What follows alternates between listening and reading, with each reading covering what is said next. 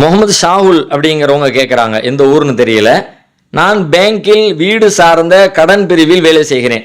இதில் வரக்கூடிய சம்பளம் எனக்கு ஹலாலா? இதற்கு மார்க்கத்தில் அனுமதி உண்டான்னு சொல்லி கேட்குறாங்க.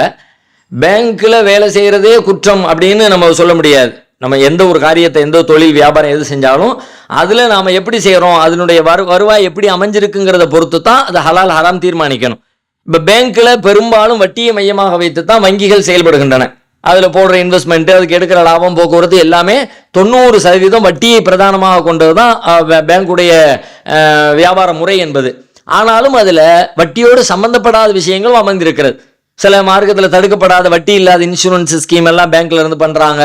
அல்லது பேங்க்லேயே ஒர்க் பண்ணுறாரு, இந்த கணக்கு வழக்கு சம்மந்தப்படாத வேற வேற காரியங்களில் அதனுடைய கட்டிடம் சார்ந்தோ, அதனுடைய எலக்ட்ரிசிட்டி சார்ந்தோ, அதனுடைய சிஸ்டம் சார்ந்தோ, கம்ப்யூட்டர் சார்ந்தோ வேறு வேறு விஷயங்கள் அவங்களுடைய பங்களிப்பு இருக்கிறது.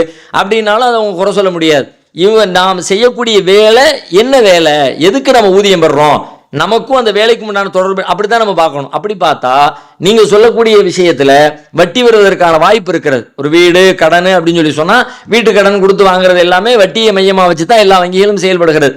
வட்டியை மையமாக வச்சு நீங்க வட்டி கணக்கு எழுதுறீங்க, வட்டி ஆதரிக்கிறீங்க, வட்டி கேட்குறீங்க, வட்டி இவ்வளோன்னு உங்களுக்கு சொல்றீங்க, அதை கால்குலேட் பண்ணி அந்த பணத்தை கட்டி அதை ஒதுக்கி வைக்கிறீங்க.